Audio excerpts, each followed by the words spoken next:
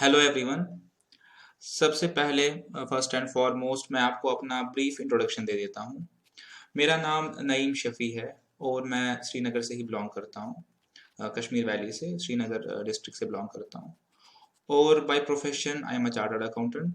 मैंने अपनी जो सीए की डिग्री है वो 2015 के फाइनल्स 2015 में मैंने फाइनल एग्जामिनेशन दिया है और 2016 में मैं क्वालिफाई हुआ हूँ।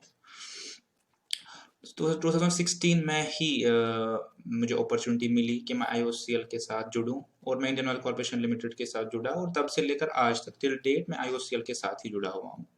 प्रेजेंटली मैं अपनी services as assistant manager finance Jammu में दे रहा हूँ, इंडियन ऑयल कॉर्पोरेशन में। और इसका पर्पज़ ये है कि आपको एटलीस्ट ये आइडिया रहे कि मैं कहाँ से वीडियोस रिकॉर्ड कर रहा हूँ। मैं अभी जम्मू से वीडियोस रिकॉर्ड कर रहा हूँ और जो जम्मू में जो लोग हैं तो उनके लिए एक्सेसिबल हूँ बिकॉज जम्मू में, और जम्मू से बाहर जो लोग हैं तो उनके लिए एक्सेसिबिलिटी रहेगी थ्रू टेलीफोन या थ्रू जो व्हाट्सएप ग्रुप्स या टेलीग्राम ग्रुप्स जो लेटर बने हुए हैं तो उनके थ्रू एक्सेसिबिलिटी रहेगी।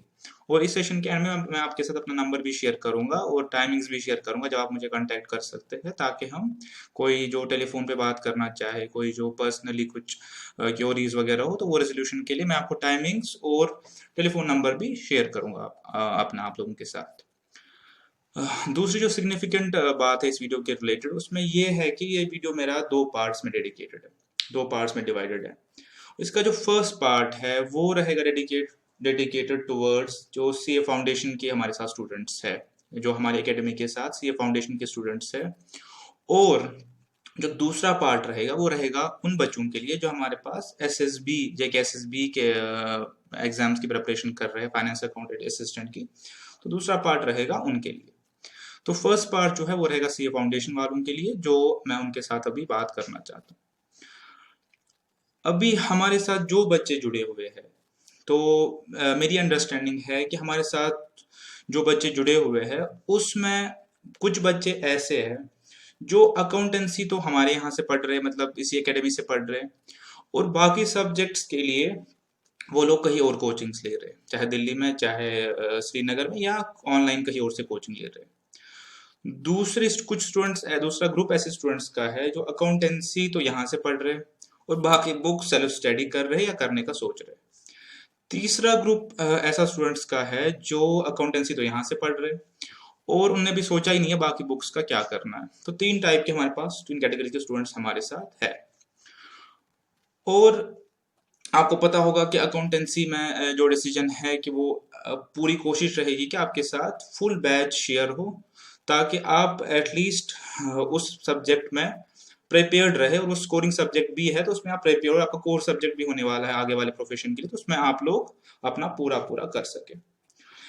अब हम लोगों ने क्या डिसाइड किया है, हमारी बात क्या हुई है कि हम भी स्टूडेंट दौर से गुजर चुके हैं। तो हमें कुछ डिफिकल्टीज जो लगी कि मैक्सिमम बच्चे जो सीए शुरू करते हैं वो सीए फाउंडेशन, या उस जमाने में सीपीटी हुआ करती थी, सीपीटी या सीए फाउंडेशन क्यों नहीं क्वालिफाई कर पाते। तो उसका एक जो बहुत बड़ा रीजन है वो मैथमेटिक्स है। और वो मैथमेटिक्स क्यों है, तो उसके लिए क्या है कि उसके लिए दो चीजें रिस्पॉन्सिबल है, दो चीजें ऐसी है जो रिस्पॉन्सिबल है या जिनका बहुत बड़ा हाथ है कि मैक्सिमम स्टूडेंट्स सीए फाउंडेशन या सीए का एंट्रेंस एग्जामिनेशन क्यों नहीं क्वालिफाई कर पाते। तो जो पहला रीजन है जो मैंने यहाँ पे नोट किया हुआ है, जो पहला रीजन आपको दिखाता हूँ, तो मैं आपको ये दिखाता हूँ जो पहला रीजन है। बड़ा फनी वे में मैं इसको यहाँ पे दिखाया आप लोगों के लिए। ये तो पहला रीजन जो है वो है कि सीए में मैथ्स होता है।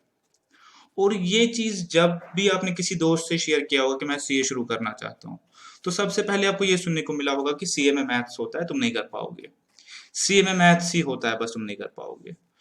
तो मैं आपका ये मिसकंसेप्शन यहाँ से दूर करना चाहता हूँ कि सीए में मैथ्स बिल्कुल नहीं होता। सीए में जो मैथ्स है बिल्कुल नहीं होता। आपको फाउंडेशन लेवल में मैथ पढ़ना है, आपका क्वालिफाई हो गया, बाय ग्रेस ऑफ गॉड आपका क्वालिफाई होगा, आप नेक्स्ट लेवल पे आ गए। उसके बाद से लेकर फाइनल्स तक, बल्कि फाइनल्स भी छोड़िए, जब आप जॉब में जाएंगे, प्रैक्टिस में जाएंगे, कहीं भी जाएंगे, आपने मैथमेटिक्स को छूना भी नहीं है। तो आपका बस एंट्रेंस लेवल पे एलिमेंट्री मैथमेटिक्स रखा गया है ताकि आपकी मैथमेटिकल एबिलिटी या एनालिटिकल एबिलिटी इंस्टीट्यूट देखे कि क्या आपके पास बेसिक मैथमेटिकल स्किल्स है, आपके पास बेसिक एनालिटिकल स्किल्स है। अगर है तो आप सीए प्रोफेशन में आ सकते हैं, नहीं है नहीं आ सकते। लेकिन प्रोफेशन में आने के बाद, सीए डिग्री क्वालिफाई करने के बाद, आपसे किसी भी लेवल पे एक्सपेक्टेशन नहीं है कि आप मैथमेटिक्स में कुछ बहुत ज़्यादा जानते हैं, क्योंकि आगे कोई भी लेना देना नहीं है। तो जो ये मिसकंसेप्शन है कि सीए में मैथ्स होता है, तो ये एक मिसकंसेप्शन ही है। तो ये मिसकंसेप्शन आपको दिमाग से निकालना, आपके कोई दोस्त जो सीए करना चाहते हैं उनके साथ भी शेयर कीजिए कि एंट्रेंस को छोड़ के आगे मैथमेटिक्स का कोई रोल नहीं है। ठीक है, ये पहली बात मैं आपके साथ शेयर करना चाहता था। दूसरी बात ये है कि क्या डिफिकल्टी होती है। यहाँ पे मैं एक और प्रिजम्पशन ले रहा हूँ कि हमारे साथ जो 90% या 85% बच्चे जुड़े हैं वो कॉमर्स बैकग्राउंड से, उनका 11th-12th में कॉमर्स होगा और उनने अपना अच्छे से फोकस्ड वे में अकाउंटेंसी दूसरे दूसरे सब्जेक्ट्स पढ़ के 12th क्वालिफाई करके भी सीए के लिए प्रिपरेशन कर रहे हैं। ठीक है, लेकिन एक चीज है कि जिस बच्चे का 11th या 12th से ये था दिमाग में कि मैंने आगे जाके सीए ही करना है, तो उसको ये आइडिया होगा ऑलरेडी कि, या उसको पता होगा कि आगे जाके मुझे मैथमेटिक्स है इसमें एंट्रेंस में, तो उसने किसी लेवल पे या तो उसकी प्रिपरेशन करी होगी या नहीं करी होगी। लेकिन जिन बच्चों को ये आइडिया ही नहीं था कि आगे जाके सीए करना है या सीए में क्या करिकुलम रहता है, वो कभी गो थ्रू भी नहीं हुए थे, उनको आइडिया भी नहीं था कहाँ से क्या पता चलना है, तो उनको तो ये आइडिया होगा नहीं कि आगे चल के हमारे मैथमेटिक्स एंट्रेंस के लिए पढ़ना है, क्योंकि एंट्रेंस की तो मैथमेटिक्स है। तो उन बच्चों को क्या दिक्कत हो जाती है कि वो लोग 10th तक तो मैथमेटिक्स पढ़े हैं और बहुत एलिमेंट्री मैथमेटिक्स पढ़ी हुई इन लोगों ने, 10th तक कोई बहुत ही हार्डकोर मैथमेटिक्स होती नहीं है। खासकर हमारे जो जेके बोस के स्टूडेंट्स है या एनसीईआरटी के भी अगर मान ले तो 10th तक तो उतनी मैथमेटिक्स नहीं होती। और अगर किसी का मैथमेटिक्स अच्छा भी हुआ अपने 10th तक, तो 11th-12th में जो गैप आ जाती है 2 साल की, तो उसमें तो बिल्कुल भी मैथ से कट ऑफ हो जाता है कनेक्शन। तो जब आप सी एंट्रेंस में आते हो और आपके सामने 100 नंबर का मैथमेटिक्स रखा जाता है, तो सडनली एक पैनिक आ जाता है, एक पैनिक आ जाता है। अब सिचुएशन भी ऐसी है कि आप उसको एस्केप नहीं कर पाओगे, बिकॉज पहले क्या था, जब सीपीटी हुआ करता था तब आपके पास कोई सेक्शनल कट ऑफ नहीं था, आपने 50% मार्क्स ऑब्टेन करने थे, आप जैसे भी कर लो। बट अभी वो सिचुएशन है नहीं, आपको इंडिविजुअली हर सब्जेक्ट क्वालिफाई करना है।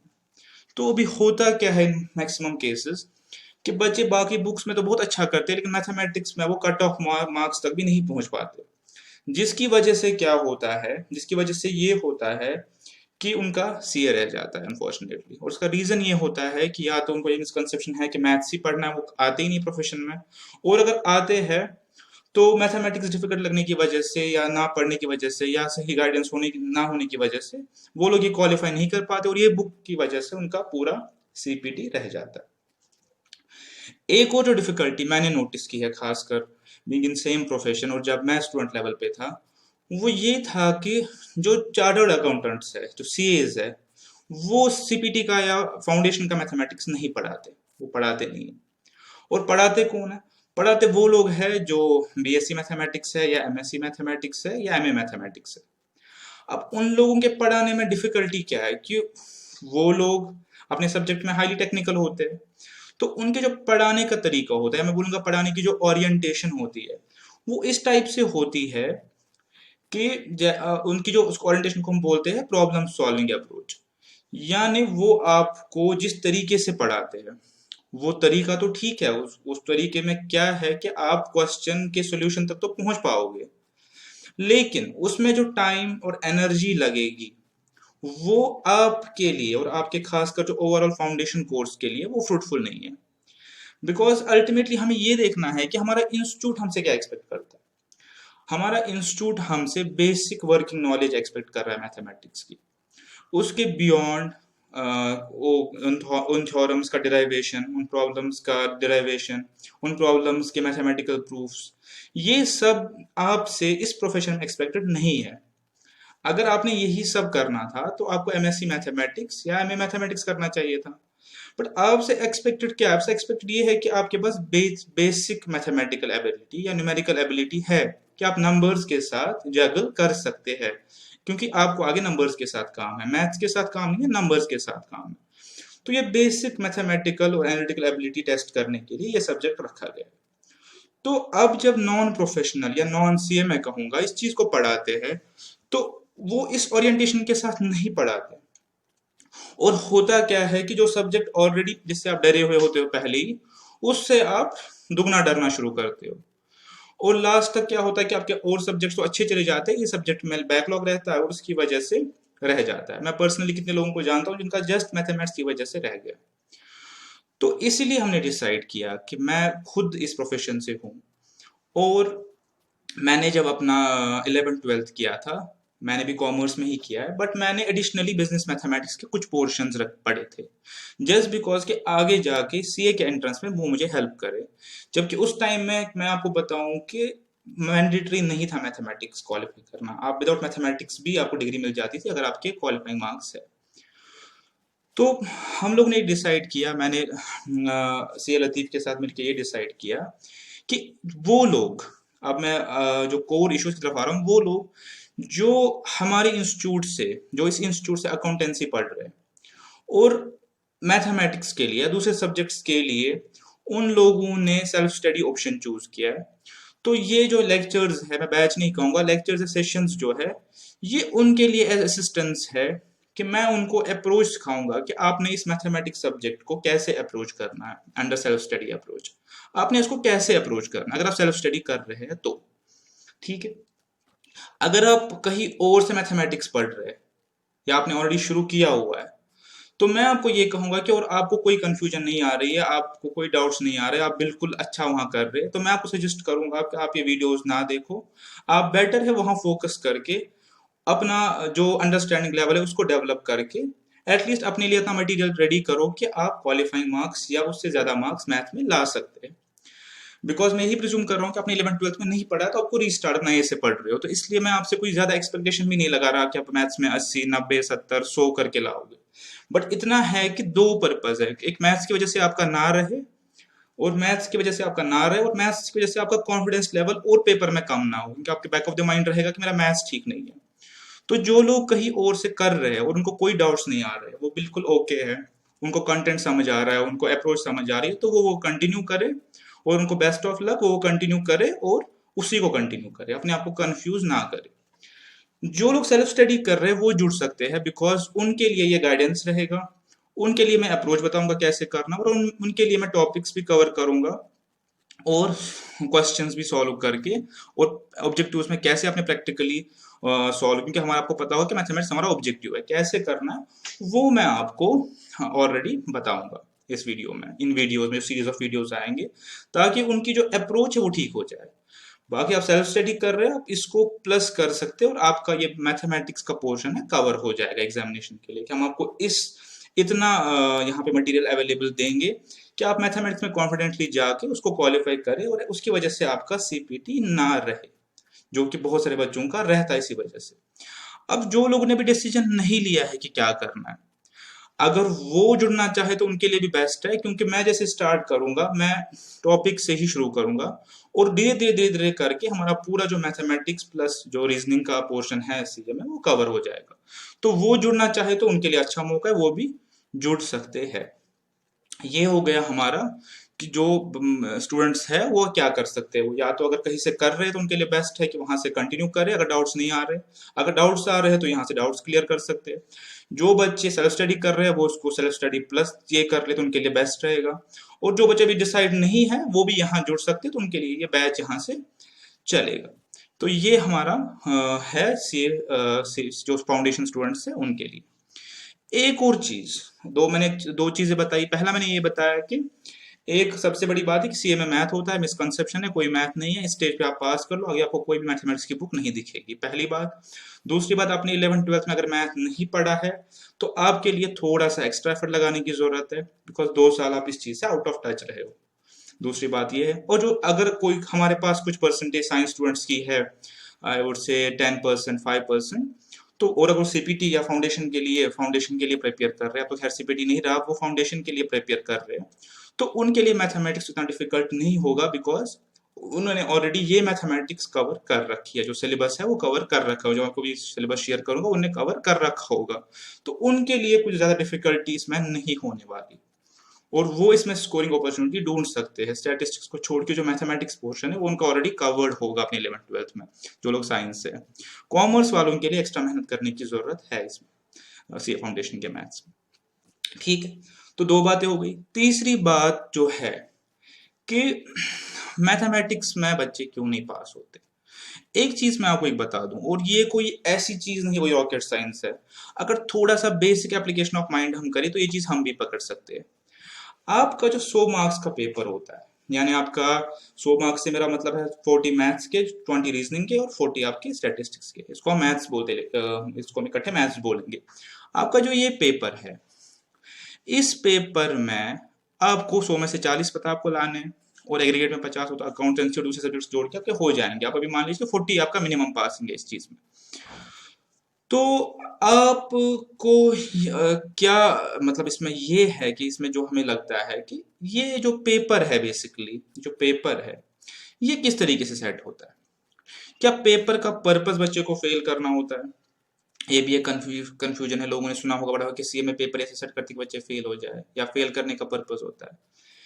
पेपर का जो सेटिंग होता है, मैंने एक मैट्रिक्स बनाया हुआ है। ये मैंने कहीं से नहीं लिया, इंस्टीट्यूट भी कहीं इसको क्लेम नहीं कर रहा। ये मेरी जो अंडरस्टैंडिंग है इस प्रोफेशन की और इंस्टीट्यूट की, उसके हिसाब से मैंने एक मैट्रिक्स बनाया हुआ है। मैं आपके साथ शेयर करता हूँ ये मैट्रिक्स। मैं आपके साथ ये मैट्रिक्स शेयर करूँ। तो ये सीए में मैथ होता है? बिल्कुल नहीं होता। ये शीट पे मैंने, ये देखिए, अगर आप इस शीट को ध्यान से देख रहे हैं तो ये मेरे नंबर्स है। तो ये मेरे नंबर्स में शेयर करूंगा, ये मेरे नंबर्स है। तो ये कॉल करने की टाइमिंग्स है। आप मुझे इन दिनों, बिकॉज ये मेरा ऑफ डेज होते हैं ऑफिस से, तो ये मैंने टाइम स्लॉट रखा जिसमें आप मुझे फोन कर सकते हैं इन केस आपको किसी भी मेरे वीक के सेशंस में कोई कंफ्यूजन है। तो मैं बाद में आप नोट कर लीजिएगा आराम से। अभी जो मैं पॉइंट यहाँ पे बताना चाहता हूँ वो ये है कि जो सिलेबस है वो ऐसे होता है, उसका ब्रेकअप ऐसे है। और ये सिलेबस का ही नहीं है, ये पेपर का भी ब्रेकअप है। अगर आप देखें तो ये सिलेबस का नहीं, ये पेपर का भी ब्रेकअप है। आपका जो पेपर होगा उसका भी यही ब्रेकअप है। ये आपके पेपर का भी ब्रेकअप है। क्या है इस चीज में कि आपका जो 40% जो पासिंग मार्क्स है वो बिल्कुल इजी होता है। बिल्कुल इजी से मेरा मतलब है कि जो जिसको बेसिक मैथमेटिकल टर्मिनोलॉजी पता हो, basic summation, division, logs, multiplication, ये सब की नॉलेज हो या पढ़े, वो ये 40 मार्क्स ला सकता है। यानी मैं आपको इनडायरेक्टली बताऊं, अगर आप बिना पढ़े भी जाओगे और आपके पास बेसिक बेसिक वो मैथमेटिकल अप्रोच है कि आप नंबर्स के साथ कंफर्टेबल हो, तो ये 40 मार्क्स आप बिना पढ़े भी ला सकते हो। और ये मैं बिल्कुल ऑनेस्टी के साथ बोल रहा हूँ कि 40 मार्क्स ऐसे का पेपर ऐसा होता ही होता है जो आप वहां पे सॉल्व करोगे। 30% जो पेपर होता है मॉडरेट होता है, जिसको करने के लिए दो चीजें चाहिए होती है, थोड़ी सी मेहनत और थोड़ी सी पढ़ाई। तो ये 30 मार्क्स है, जो दूसरे 30 मार्क्स है, ये आपको थोड़ी सी मेहनत और थोड़ी सी पढ़ाई के साथ मिलेंगे। ये आपको ऐसे ही नहीं मिलेंगे कि आप बिना पढ़े बिना मेहनत के जाओगे तो ये मार्क्स आपको नहीं मिलेंगे। तो इसके लिए चाहिए मेहनत और पढ़ाई जो मॉडरेट लेवल का है। लेकिन जो पहला है इजी लेवल का, इसके लिए बस चाहिए बेसिक मैथमेटिकल एबिलिटी। और उसके बाद जो तीसरा है, जो रैंक होल्डर्स है या जो फर्दर करना चाहते हैं, जो बहुत ज़्यादा अच्छा करना चाहते हैं, जो 70% 80% ज़्यादा स्कोर करना चाहते हैं सीपीटी में, तो उन लोगों को इसमें भी घुसना पड़ेगा, उनको 30% भी कवरेज करना पड़ेगा। लेकिन जिन लोगों को लगता है कि हम इतना नहीं कर पाएंगे, हम इतना इसमें नहीं कर पाएंगे, तो अगर वो ये 70% करके जाए तो वो इजीली 50 तक स्कोर कर सकते हैं, क्योंकि पेपर की बनावट ऐसी होती है। आप कोई प्रीवियस पेपर उठा लो इसका अपना मैथमेटिक्स का, तो आपको ये चीज दिखेगी। और मैंने एनालिसिस से ड्राइव किया है, मैं आपको ऐसे कोई क्या बोलते हैं, कोई वेग एजम्पशन से या कोई तुक्के से नहीं बोल रहा। ये आप कोई भी पेपर उठा के देख लो, आपको ये मिल जाएगा। बट अब इशू क्या होता है, अगर ये फैक्ट है कि ये होता है, तो फिर क्वेश्चन ये है कि फिर बच्चे क्यों नहीं क्वालिफाई कर पाते। अगर 40% मार्क्स ऐसे है कि वो आपको इजीली हो जाएंगे, तो फिर क्यों नहीं क्वालिफाई होता। रीजन ये है कि जो वो 40 क्वेश्चंस है या 40 ऑब्जेक्टिव 40 मार्क्स है, वो इस सीक्वेंस में पेपर में नहीं होते। पेपर में वो इस सीक्वेंस में नहीं होते। यानी पेपर में ऐसा नहीं कि पहले 40 ऑब्जेक्टिव्स इजी आएंगे, फिर मॉडरेट, फिर हार्ड आएंगे। वो आपके पेपर में कहीं ना कहीं छुपे होते हैं। पेपर की बनावट ऐसी होती है कि आपके पेपर में छुपे होते हैं। तो अगर आपने पढ़ा है, आप कंटेंट से अवेयर हो, आप पेपर से अवेयर हो, आप इस चीज से अवेयर हो कि इंस्टीट्यूट हमसे क्या चाहता है, तो डेफिनेटली आप 40 मार्क्स आइडेंटिफाई कर पाओगे, क्वेश्चन देख के आइडेंटिफाई कर पाओगे। और अगर आप अवेयर नहीं हो, आप अंडर कॉन्फिडेंट हो, और आपको पता नहीं है कि इंस्टीट्यूट कैसे हमें क्या ब्लफ कर रहा है, इंस्टीट्यूट कैसे हमें बेसिकली फंसा रहा है उस पेपर में, तो आप फिर उस चीज को सॉल्व नहीं कर पाते और आप पेपर को डिफिकल्ट समझ के छोड़ देते हो। तो अगर आपने थोड़ी सी मेहनत करी है, थोड़ा सा पढ़ा है और इस चीज की तरफ ध्यान दिया है, तो क्वाइट इजीली आप वहां पे 50% कंटेंट करके ही आओगे, डेफिनेटली करके आओगे।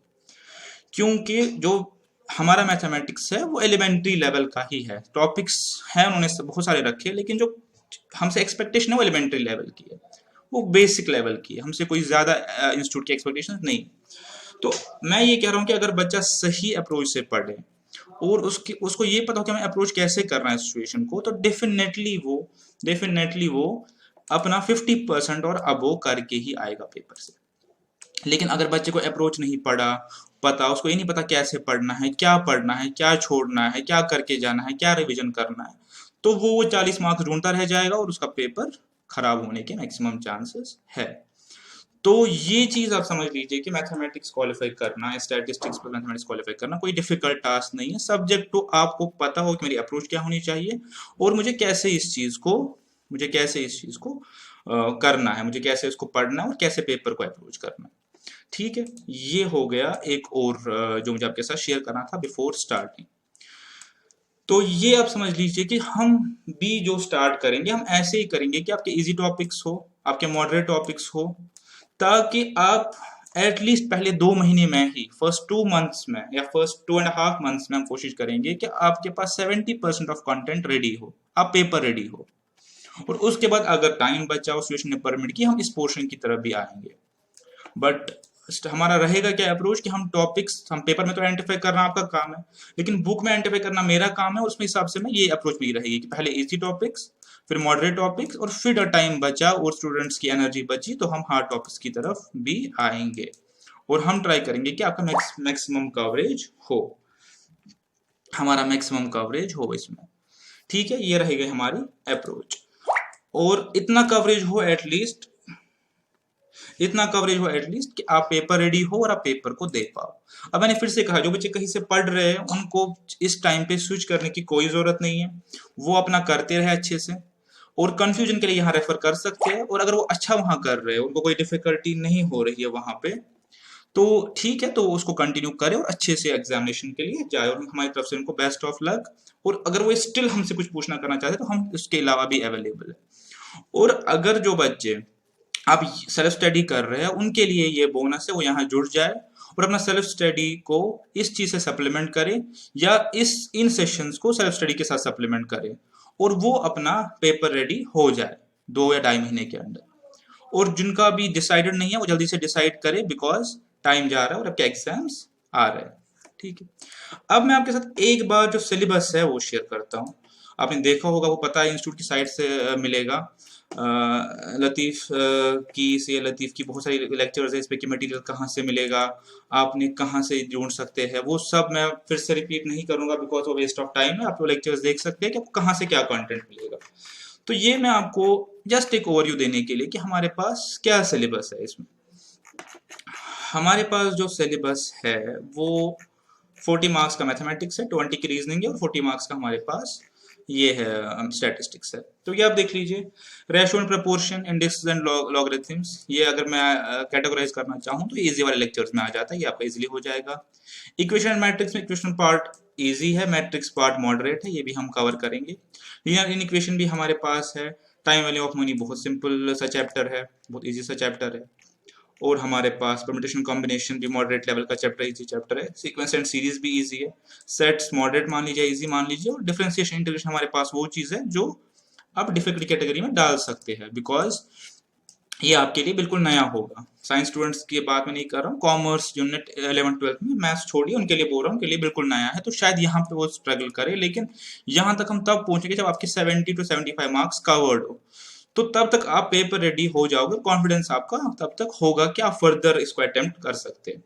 ठीक है। इसी तरह रीजनिंग तो मैं खैर सारी इजी में ही मानूंगा, बिकॉज कोई डिफिकल्ट नहीं होगा उस बच्चे के लिए जो सीए कर रहा है, और इसकी तरफ भी हम कोशिश करेंगे कि आए। बट हमारा प्राइमरी फोकस रहेगा मैथमेटिक्स पे। बट अगर सिचुएशन जिस हिसाब से इमर्ज होगी उस हिसाब से हम देखेंगे कितने लेक्चर्स हम इसमें कवर कर सकते हैं। स्टैटिस्टिक्स में भी जो पहला पहला पोर्शन है, पहले जो 3 पोर्शन है, ये बहुत ही आसान है, बिल्कुल बेसिक स्टैटिस्टिक्स है। कैसे हम मीन निकालते हैं, मीन डिविएशन निकालते हैं, बहुत ही बेसिक चीजें हैं। प्रोबेबिलिटी कैसे निकालते हैं, बहुत ही सिंपल सिंपल चीजें। थ्योरेटिकल डिस्ट्रीब्यूशन और कोरिलेशन को अगर छोड़ दे तो बाकी पूरा स्टैटिस्टिक्स आपका बहुत ही एलिमेंट्री है, और ये वाला आपका मॉडरेट और डिफिकल्ट कैटेगरी में आ जाता है। तो जो मेरा पहला पॉइंट है उसको समझने की कोशिश कर लीजिए कि इसमें से आप 40 मार्क्स का जो है वो बहुत क्वाइट इजीली थोड़ी सी मेहनत के साथ हो जाएगा। और थोड़ी मेहनत कर ले तो 30 मार्क्स और हो जाएंगे। और बहुत ज्यादा मेहनत करना चाहते हैं, बहुत ज्यादा इसमें दिमाग खर्च करना चाहते हैं, बहुत ज्यादा इसमें एफर्ट डालना चाहते हैं, तो आप वो नेक्स्ट 30 मार्क्स भी कवर अप कर सकते हैं। तो वो डर आप दिमाग से निकाल दीजिए कि मैथमेटिक्स डिफिकल्ट है, मैथमेटिक्स थ्रू आउट पढ़ना है या क्वालिफाई नहीं होता, और हमने नहीं पढ़ा है 2 साल तो क्या करें, वो चीजें आप निकाल लीजिए। क्योंकि आप जब स्क्रैच से स्टार्ट करेंगे तो कोई डिफिकल्टी नहीं होगी। हम नए से कॉन्सेप्ट्स पढ़ेंगे, आप खुद भी पढ़ेंगे, हम आप पढ़ाएंगे, तो डेफिनेटली ये हम अपना कवर अप कर लेंगे। तो यहाँ पे मैं जो सी स्टूडेंट्स हैं उनके साथ डिस्कशन ये है कि अब हम स्टार्ट करेंगे नेक्स्ट लेक्चर से। तो ये बेसिकली था एक ओवरव्यू कि हम क्या, हमारा पर्पस क्या है, हमारा ऑब्जेक्टिव क्या रहेगा फर्दर। तो आई होप कि आपको बहुत ही क्लियर टर्म्स में ये समझ आ गया होगा कि हमारा अप्रोच क्या रहेगा, इन सेशंस का पर्पस क्या रहेगा। हम इसको एक बैच की तरह नहीं लेंगे, एक सेशन की तरह लेंगे, जहाँ पे हम ये देख पा रहे हैं कि हमारा जो अप्रोच रहेगा टुवर्ड्स दिस सब्जेक्ट वो कैसा रहेगा। और जो हम पढ़ रहे हैं, चाहे किसी इंस्टीट्यूट से या चाहे हम पढ़ रहे हैं सेल्फ स्टडी, तो क्या हमारा अप्रोच सही है और हम उसको इसी तरह से कर रहे हैं जिस तरह से हमें कल को एग्जामिनेशन क्वालिफाई करने में फायदा होगा या नहीं होगा। तो हम अपनी अप्रोच चेक करेंगे और अपने कॉन्सेप्ट्स को ब्रश अप करेंगे, और यहाँ पे हम क्वेश्चंस भी सॉल्व करेंगे, और हम कोशिश करेंगे कि मैक्सिमम से मैक्सिमम कंटेंट हमारा कवर हो जाए कि और आप लोग इस सब्जेक्ट में एग्जाम रेडी हो जाए। बिकॉज आप चाहे भले ही कितना अच्छा करो दूसरे बुक्स में, अगर यहाँ पे आपने कोई डिफिकल्टी रही या कोई लेक्यूना रहा तो आपकी क्वालिफिकेशन में दिक्कत हो सकती है कि आप क्वालिफाई शायद ना करो, पर वाला ना करे। लेकिन इसलिए आपको ये पहले से ही प्लग अप करना है, उसकी अप्रोच आपने सही करनी है। ठीक है। अब मेरी सी लतीफ से भी बात हुई थी इस बारे में। तो साइमल्टेनियसली एसएसबी का भी उन्होंने ऑलरेडी चढ़ाया हुआ है अकाउंटेंसी का बैच, तो उसमें भी मैथमेटिक्स के लिए बोल रहे थे क्या हम कुछ कर पाएंगे या नहीं कर पाएंगे। उसमें हम लोगों ने ये मिलके डिसाइड किया है, ये एसएसबी वालों के लिए मैं बोल रहा था कि बाद में पोर्शन आएगा, ये डिसाइड किया हुआ है कि जब मैं जो एसएसबी का मैथमेटिक्स है वो बड़ा अजीब सा है। अजीब सा इसलिए मैं बोल रहा हूँ कि 10 मार्क्स का उनका है, और 10 मार्क्स में आप देखिए उन्हें 10 चैप्टर्स डाले हुए, तो अगर वो इतना सारा भी पढ़ ले तो एक चैप्टर से 1 मार्क्स आना, और पता नहीं वो भी कहाँ से आना है। तो है तो बड़ा ट्रिकी, लेकिन मैंने पहले ही कहा कि जो इंपॉर्टेंस मैथमेटिक्स की सीए में है वो शायद एसएसबी में नहीं है। बिकॉज यहाँ पे आपका 60 मार्क्स का कवरेज तो पहले ही हो रहा है, तो मैथमेटिक्स यहाँ पे लिए आपके लिए एज बोनस काम करेगा। ये आपके लिए यहाँ पे प्राइमरी नहीं रहेगा, यहाँ पे एज बोनस रहेगा। तो जिसको यहाँ पे कुछ कुछ होल्ड हो वो यहाँ से 5, 6, 7, 8 मार्क्स एडिशनल ले सकता है, जो उसको एज देगा ताकि वो क्वालिफाई करे। बट प्राइमरी क्या रहेगा एसएसबी वालों के लिए, वो तो अकाउंटेंसी प्लस जो अपना JNK की 60 मार्क्स का वो कवरेज है, और बाकी इंग्लिश वगैरह जो मिला मिला जुला के उनके पास ठीक कवरेज रह रहा है।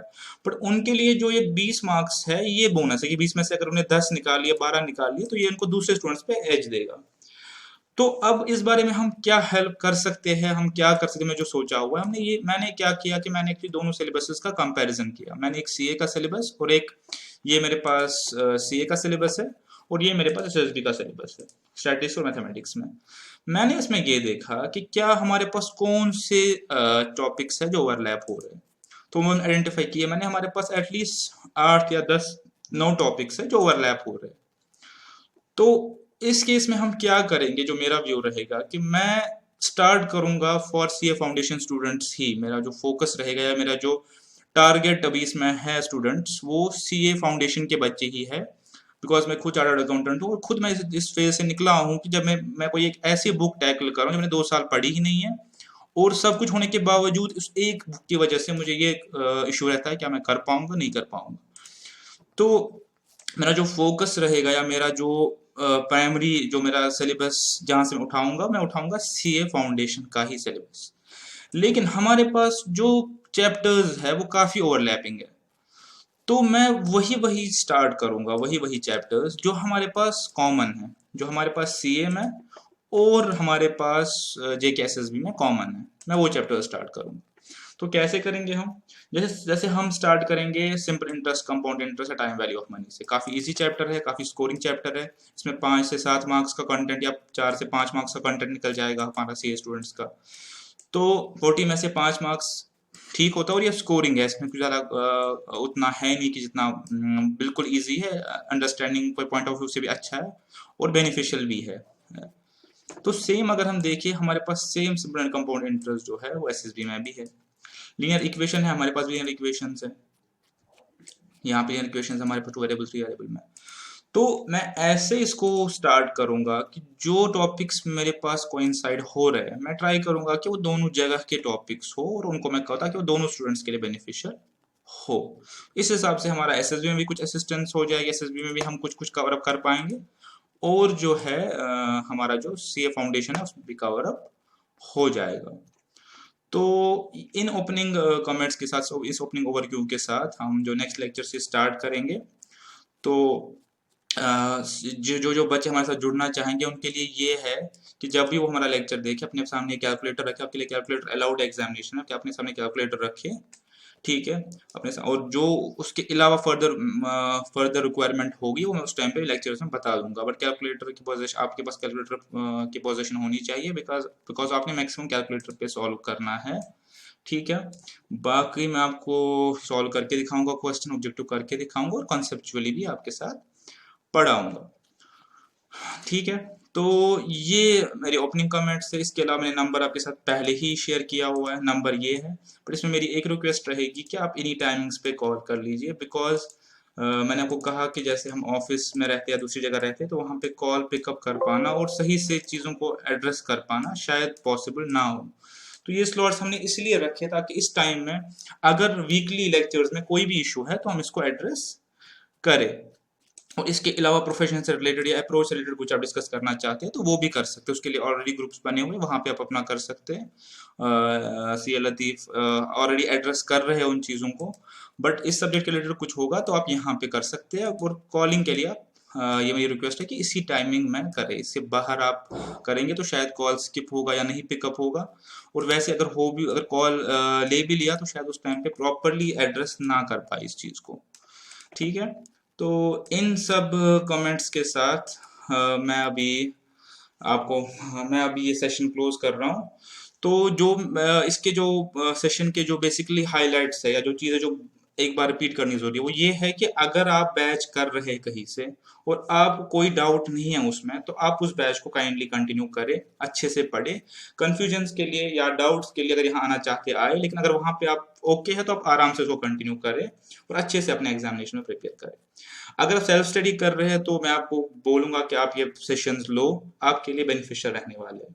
और अगर आपने डिसाइड नहीं किया है तो आप फटाफट से डिसाइड करके ये सेशन ज्वाइन कर लो, या जो भी आपने डिसीजन लेना है लो, क्योंकि अभी टाइम बचा नहीं है, अब टाइम कम है। आपको मैथमेटिक्स के बारे में भी सोचना पड़ेगा। आप 1 या 2 सब्जेक्ट के बेसिस पे सीए फाउंडेशन का एग्जाम क्लियर नहीं कर पाएंगे, तो आपकी पूरी मेहनत एक वीक लिंक की वजह से खराब हो सकती है। तो अब लोग डिसीजन लो फटाफट, और विद इन 1 और 2 डेज हम ये सेशन शुरू कर रहे हैं। एसएसबी वालों के लिए मैंने ऑलरेडी बोला हुआ है कि मैं टॉपिक से वही शुरू करूंगा जो कॉमन है, तो दोनों लोग देख के उसको उससे बेनिफिट ले सकते हैं। तो इन सब कमेंट्स के साथ मैं अभी आपसे विदा लूंगा। तो हम मिलते हैं इंशाल्लाह अपने नेक्स्ट सेशन में, और तब तक के लिए अल्लाह हाफिज।